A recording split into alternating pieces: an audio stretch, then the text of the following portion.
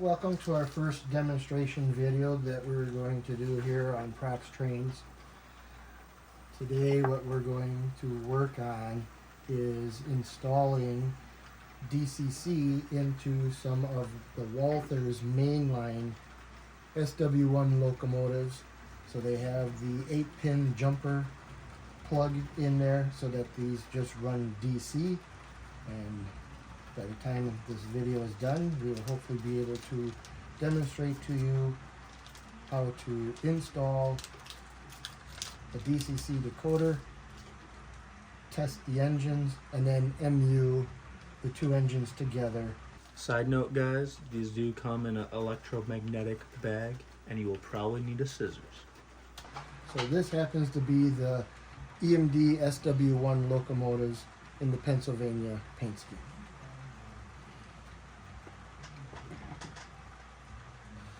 We're going to use the TCS DP5 control board. It's a small control board. It has 5 functions. All we need is the 2 functions for the headlights. They used to make a DP2X. The current version that we were able to get is the Keep Alive version of the DP5. Our experience with a prior engine, we don't need to use Keep Alive on our railroad. We'll see how that plays out for these 2 locomotives down the road. So first we want to access our boards, make sure. Now this should just be plug and play, right? It's pretty much a plug and play process. Just gotta make sure that you plug it in the correct direction. So what we need to do is to open up the shell of the engine.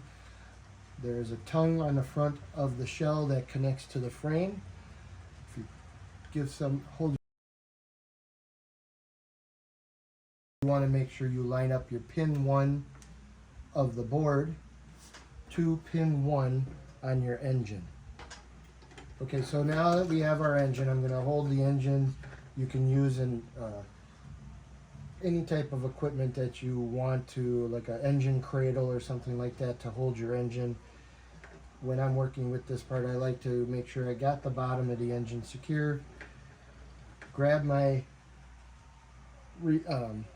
jumper pins, give gentle rocking back and forth while you're slowly pulling it out. That releases them without doing damage. On the board of this engine, it shows that there's pin 1 on this corner right here. So I need to make sure I line that up with the pin 1 of the decoder when I plug that in. Identifying functions 1, 2, and 3 on the board, which is this part right here. I now know that pin 1 is on the opposite side of the board, which would be over here. Line my pins up, get it flat, gently push it in, and now the board is installed. Because my pin 1 is here on the engine, and on the board, my pin 1 is going to be located on the top right, according to this diagram. I have to flip the board around and make sure that these identifiers are opposite of pin 1 here. So then the next thing you'll want to do is put your cab back on your locomotive.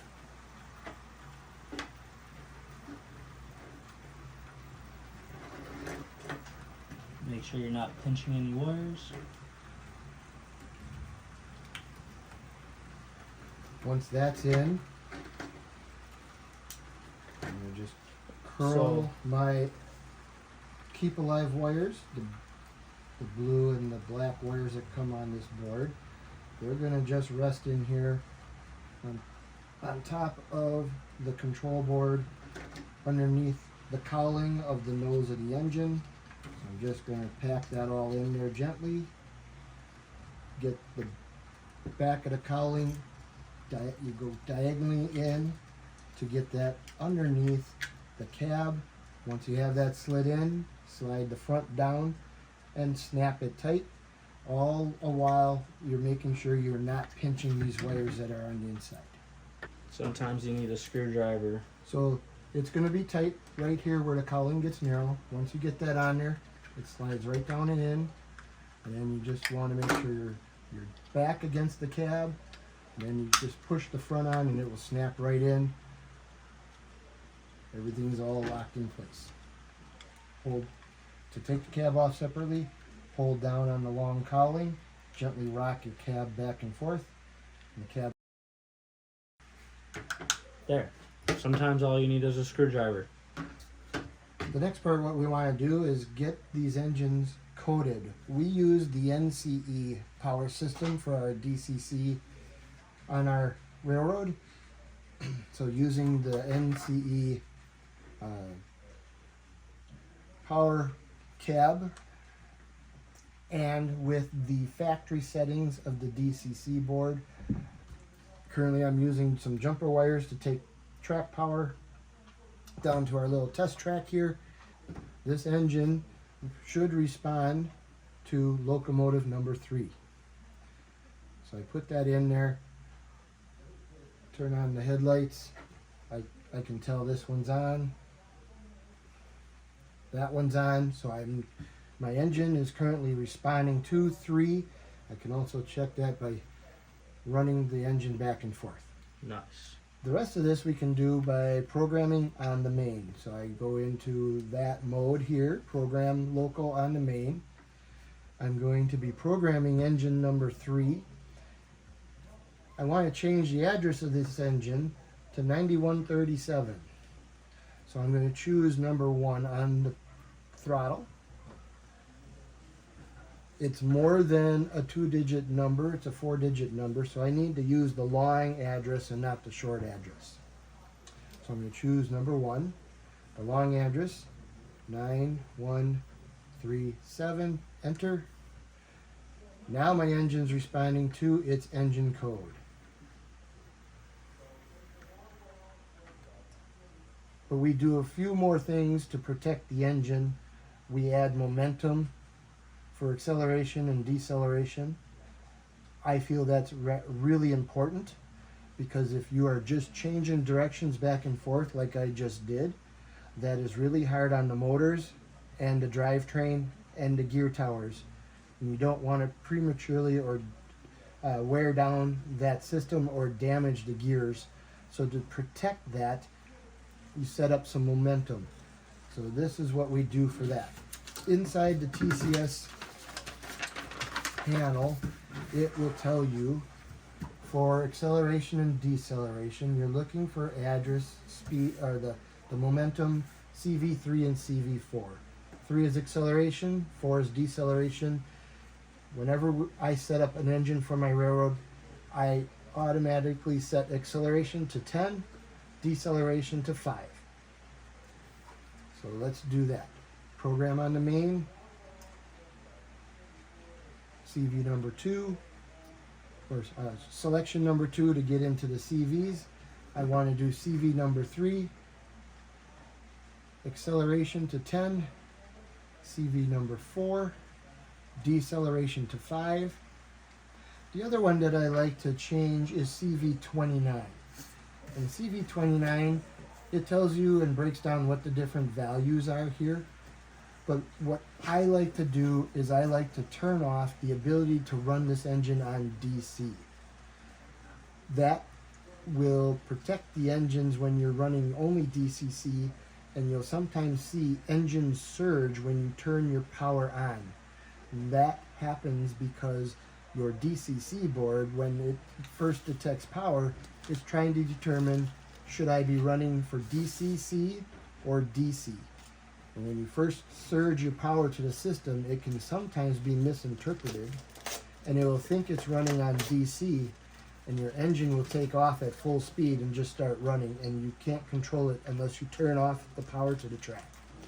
So to protect from having engines flying around, I like to set CV29 to 30. I use, it's going to already be at 32 because it's making the address for long address, so you need 32. I like to use the 28 and 128 speed step. So you add 32 and 2. What that is then a 34 for the entry value of CV29. Oops. So let's get to CV29, and I'm going to enter 34. That's all I'm going to do for right now with setting up my engine. Now I will accelerate, and I'll show you how that makes a difference to protect the motor by changing the directions.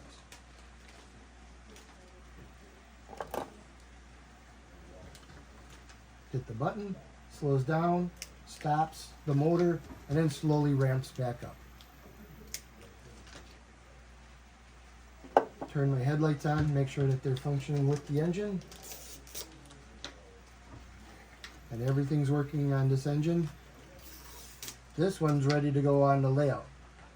We'll finish the second engine. And MU them. And then we will show you how we MU the two engines together and make sure they play nice together. Good note for our viewers. It is good to test your engines to make sure they run before you put a DCC board in it.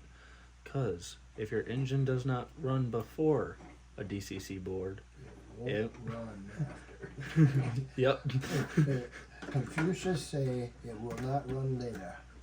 So this other board that we have, the A6, looks like it will only drop in one direction. So do you typically just take a screwdriver to pop these off? Well, that or a fingernail. That or a fingernail.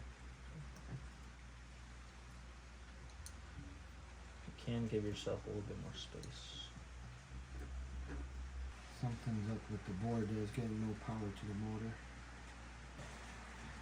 Note to the manufacturers, don't make it so impossible for someone to try to figure out what's going on with your board by hiding it.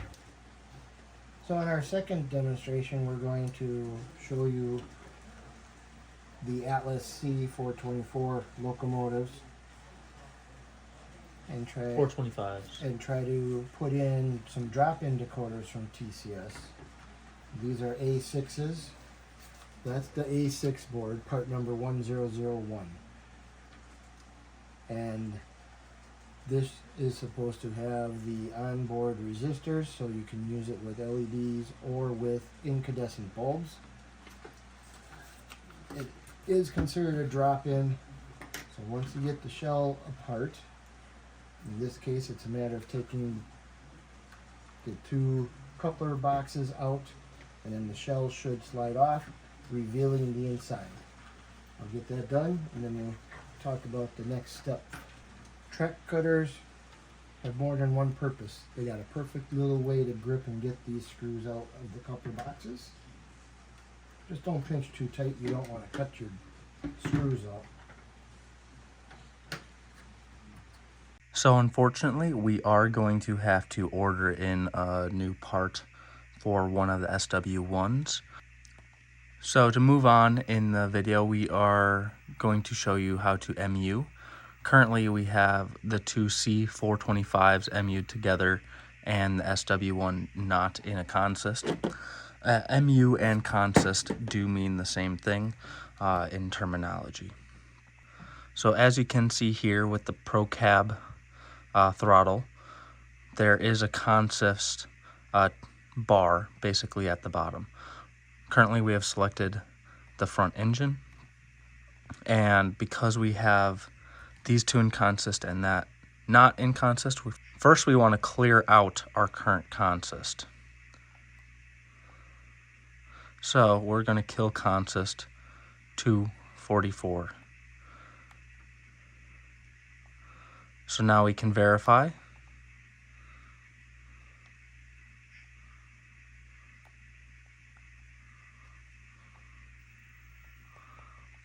And now to add a new consist, we can set up. Once we click setup, we can enter our advanced mode. I always click enter on this. This consist address is basically used by the system, but not something that you select. Our lead loco is going to be 2444, and it is in the forward direction. Our rear loco is going to be the switch engine, which is 9137, and this engine is in reverse, so we want to change our direction.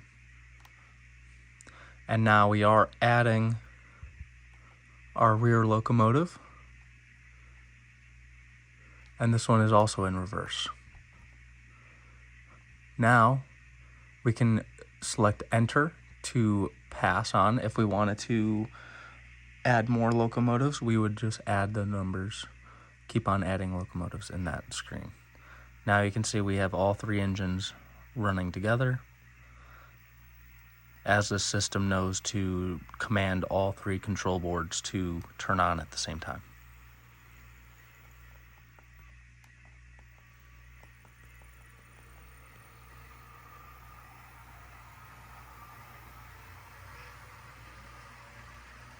Thank you for watching.